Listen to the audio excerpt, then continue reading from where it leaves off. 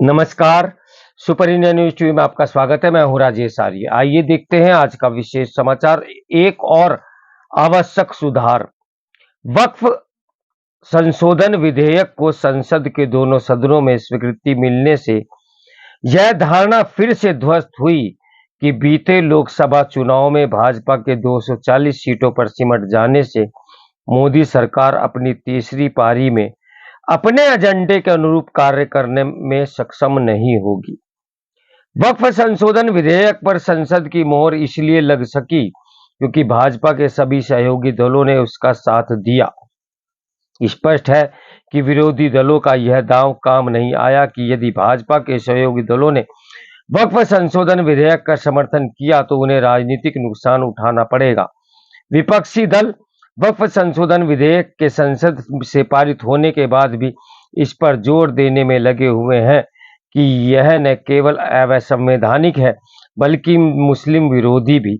वे जानबूझकर इसकी अनदेखी कर रहे हैं कि अनेक मुस्लिम नेता और संगठन इस विधेयक का समर्थन कर रहे थे। इसके अतिरिक्त एक ऐसे लोग वक्फ बोर्डों के भ्रष्टाचार के किस्से बयान करने के साथ यह भी बता रहे थे कि वक्फ बोर्ड किस तरह गरीब मुसलमानों की मदद नहीं कर पा रहे। हालांकि वक्फ संशोधन विधेयक का विरोध करने वाले ये बताने में सक्षम नहीं थे कि आखिर वक्फ बोर्डों ने कितने स्कूल, अस्पताल आदि बनवाए, लेकिन इसके बाद भी उनकी जिद यही थी कि पुराने वक्फ कानून में किसी तरह के परिवर्तन की आवश्यकता नहीं। यह एक और आवश्यक सुधार से मुंह मोड़ने के अतिरिक्त और कुछ भी नहीं। आखिर ऐसे किसी कानून में कोई बदलाव क्यों नहीं होना चाहिए जो खामियों से भरा हो और जो इन उद्देश्यों को पूरा न कर पा रहा हो जिसके लिए उसे बनाया गया। वक्फ कानून में बदलाव इसलिए आवश्यक हो गया था क्योंकि उसमें एक तो वक्फ बोर्डों के को मनमानी अधिकारों से लैस कर दिया गया था और दूसरे उसके फैसलों के खिलाफ सुनवाई उसके ही ट्रिब्यूनल में संभव थी। यदि ट्रिब्यूनल का फैसला प्रतिकूल हो फिर उच्च न्यायालय जाने की सीमित अधिकार ही थे। यह व्यवस्था न्याय के बुनियादी सिद्धांतों के खिलाफ थी। आश्चर्य यह है कि इसके बाद भी पुराने वक्फ कानून की हिमायत की जा रही थी।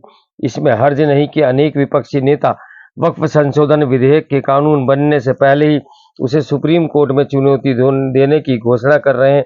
ऐसा करना उनका अधिकार है, लेकिन ये कोई बेहतर स्थिति नहीं कि संसद से पारित हर कानून को सुप्रीम कोर्ट में चुनौती दी जाए। कई बार ऐसा केवल इसलिए किया जाता है ताकि विरोध के लिए विरोध वाली राजनीति को धार दी जा सके। इसी के चलते अतीत में मोदी सरकार के कई कानूनों के खिलाफ सुप्रीम कोर्ट में सैकड़ों याचिकाएं दर्ज की जा चुकी हैं।